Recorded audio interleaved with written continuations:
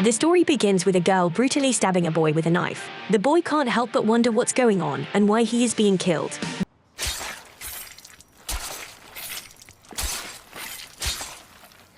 Just as he tries to get up, the girl brutally kills him with a fatal strike from a knife.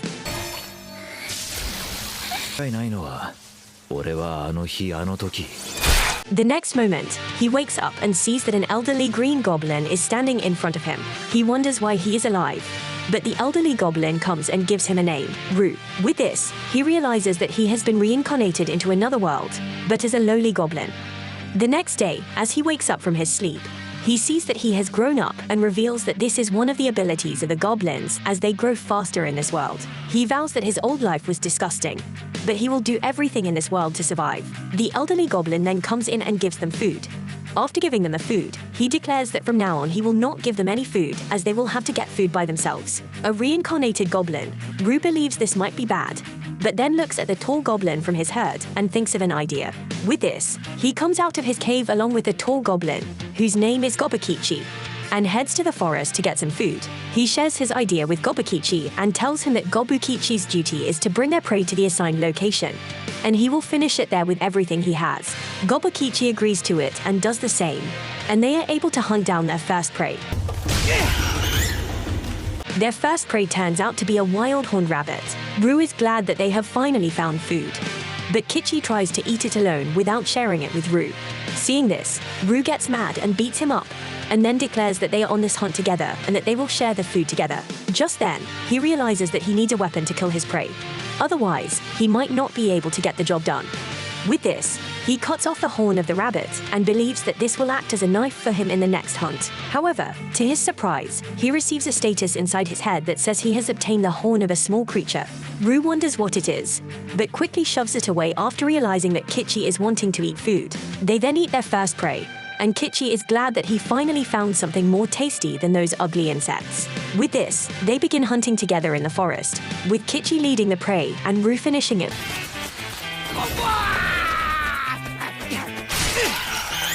with a horn knife. As they eat, Rue again gets a message from the status, and this time it says that Rue has acquired a new skill called escape. Seeing this, he realizes that in his past life he was also born with this rare skill that allowed him to eat anything, including iron, gold, and poison.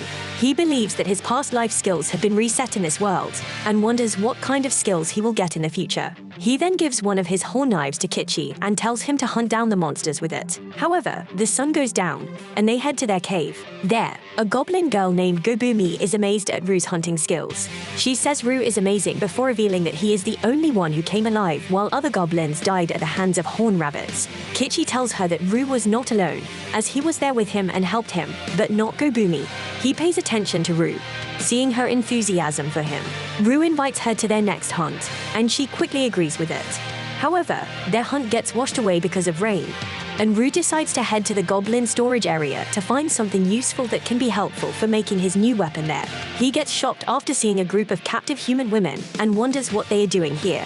He asks the leader of the goblin herd, Goburou, about it, but he pays no attention to his question and instead declares that he will level up faster than expected.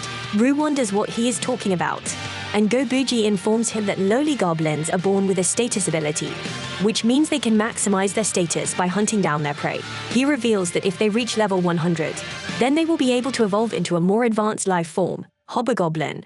But this is not an easy task, as dozens of goblins get killed by trying it. However, he believes that Rue will be the first in his herd to achieve this feat. With this, Goburou heads back to the cave and informs him that some of the evolved goblins from another village will soon arrive here, and he will get to see what an evolved hobgoblin looks like.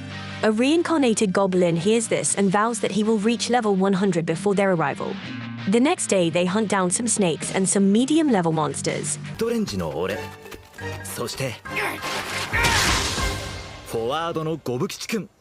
And this time Goburou is also with them. Goburou is glad that she gets to eat some meat. But Rue gets another message from the status, and it declares that he has acquired some new skills, including thermography, venom resistance, search, and an evil eye.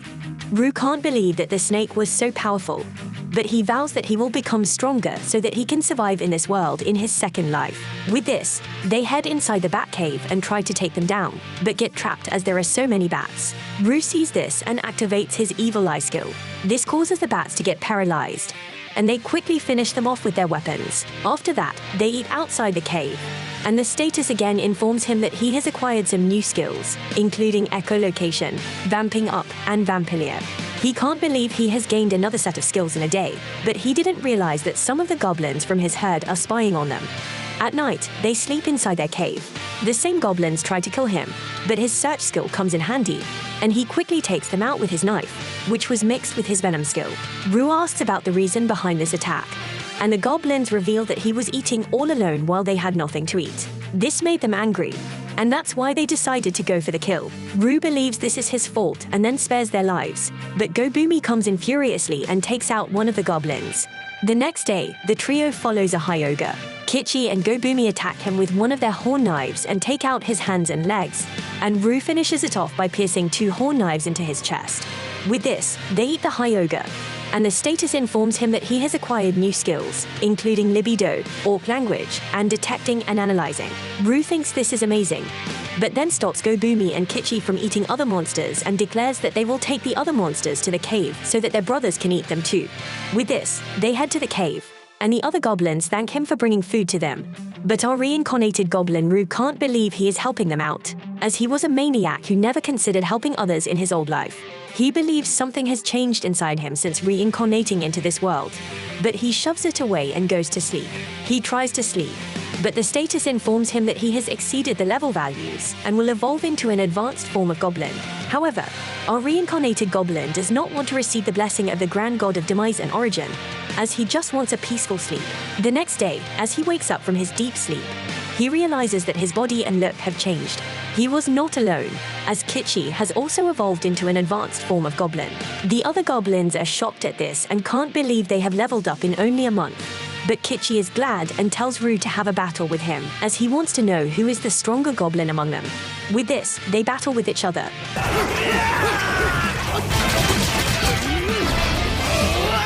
and Rue takes him down quickly by showing his immense power and greater skills. Just then, Rue hears something and tells Goburou to bring her crossbow here, as they will need it soon.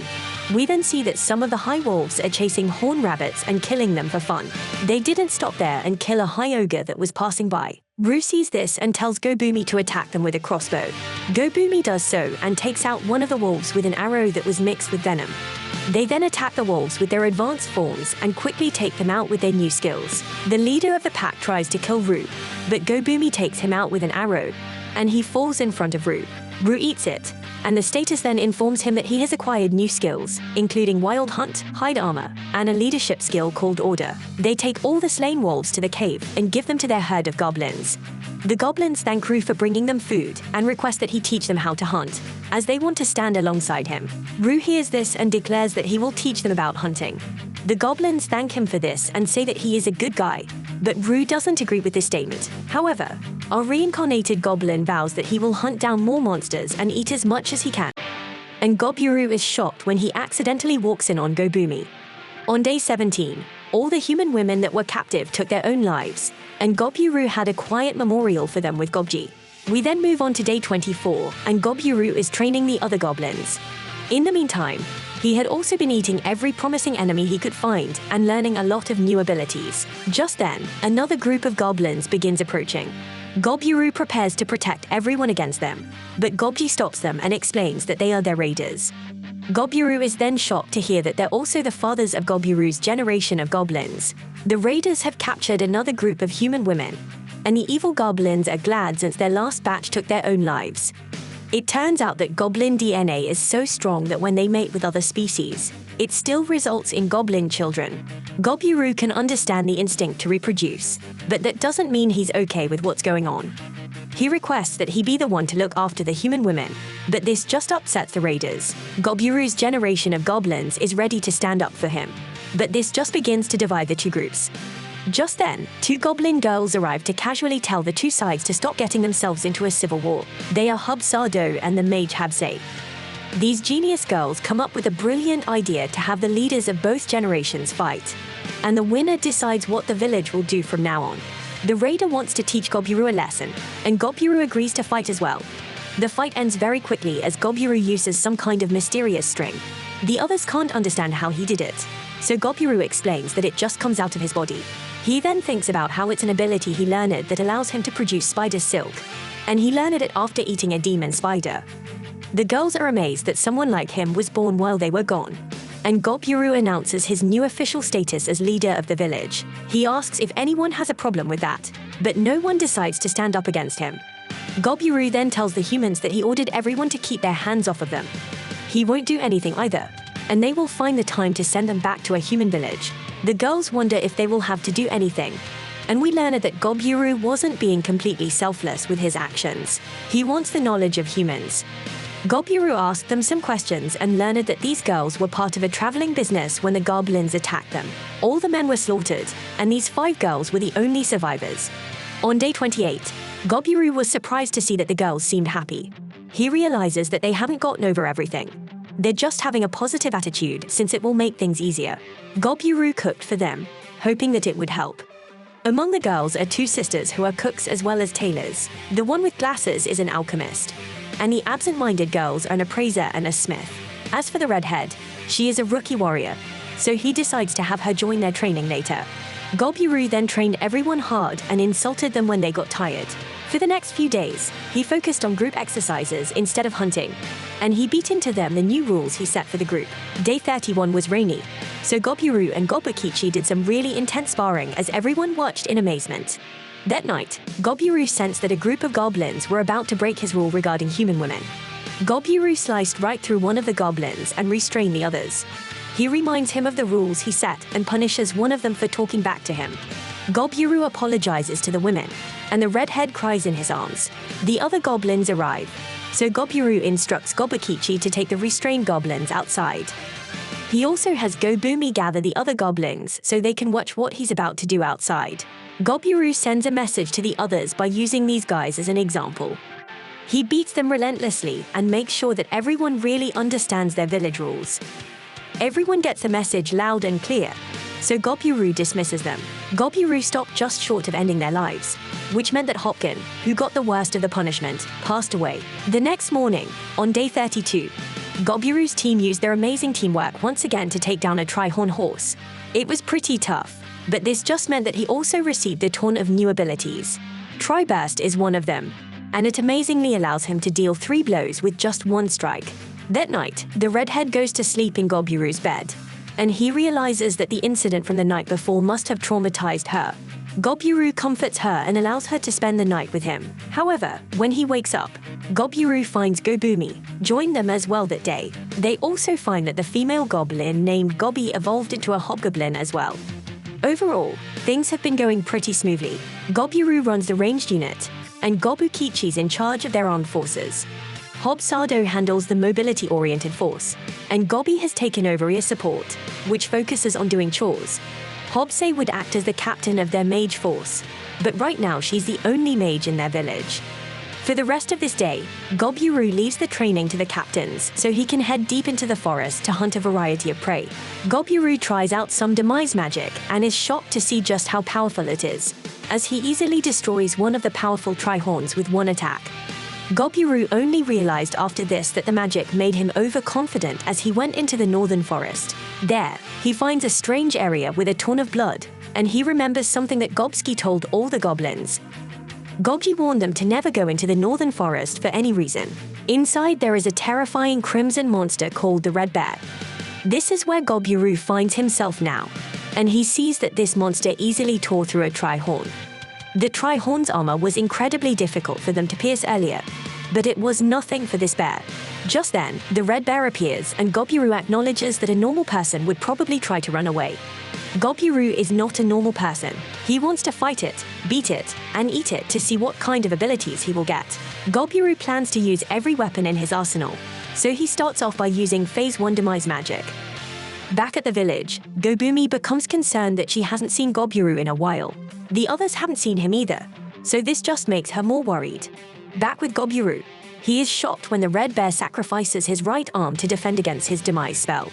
The bear unleashes a flurry of attacks, and Goburou can tell that the refined skill armor he received from the Tri-Horn won't be able to protect him. Gabriel must go on the offensive, so he goes to attack the bear's head. He is once again shocked when his weapon is unable to penetrate its skull, and the bear sends him flying. Gabriel covers the Baron string, but it breaks free and, shockingly, uses a crazy, strong fire breath attack. The forest is covered in fire, and Gabriel must heal his wounds. The attack was very concerning since Gabriel had never seen or even heard of a fire-breathing bear in his past life. This is a very dangerous opponent, so Gabriel realizes that he will just have to be willing to take some damage to win. Gabriel moves in for another attack and protects himself from the fire breath. The beast is pretty tough on the outside, but Gabriel cleverly uses the fire breath attack against the bear, and he pierces it right through its mouth. Gabriel is pleased with himself, but he is shocked to find that it wasn't enough. The ferocious bear knocks him back, and Goburou does his best to limit the damage he takes. Goburou still took a lot of damage from the incredibly powerful attack, so he concedes that this round was a draw. His blade is still inside the bear's mouth, so at least it won't be able to use its fire breath anymore. This crazy, strong bear still shows no sign of collapsing, but Goburou is just one attack away from losing his life. Goburou is at a huge disadvantage, but this guy is crazy, as he proclaims that it would just make his meal taste even better. Gabriel goes in for more fighting and manages to deal some damage. It's not enough, so he tells the bear that he wants to eat him already, and he moves in for another attack, but we see that he loses an arm. On day 34, Gabriel has finally won the crazy battle, but he barely survived. Gabriel finally gets to eat the bear, and he receives a ton of powerful traits. Among them are heavy damage and overpowering strength. Goburou passes out soon after, but we once again see that he has exceeded his level values and met all conditions. This now allows him to evolve into a rare ogre species. His consciousness is fading away, so Goburou simply selects yes without reading. On day 35, Goburou continues to eat the bear and gains even more incredibly powerful traits. He reaches for his knife, which seems much smaller than before, and Goburou is shocked to realize that he has become an ogre. Goburou returns to the village, but everyone is terrified of him and they fear that they are under attack. They prepare to run as they wonder why the ogre is smiling at them, and they wish that Goburou was there to save them. Luckily, Gobumi recognizes him, but instead of being surprised by his evolution, she is mad at him for being gone for so long. She just ends up hurting herself, but she still scolds Goburou. She is upset that he lost his arm, but the others are all amazed that he took down the red bear. Gobji is most shocked of all as he points out that Goburou was able to defeat the master of the Northern Woods just 1 month after he was born. Everyone had questions for him, but Goburou was just glad that he survived and was able to make it to his new home in his new world.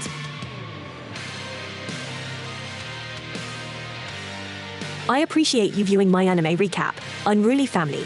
Please let me know what you think about Remonster by liking, sharing, subscribing, and leaving a comment.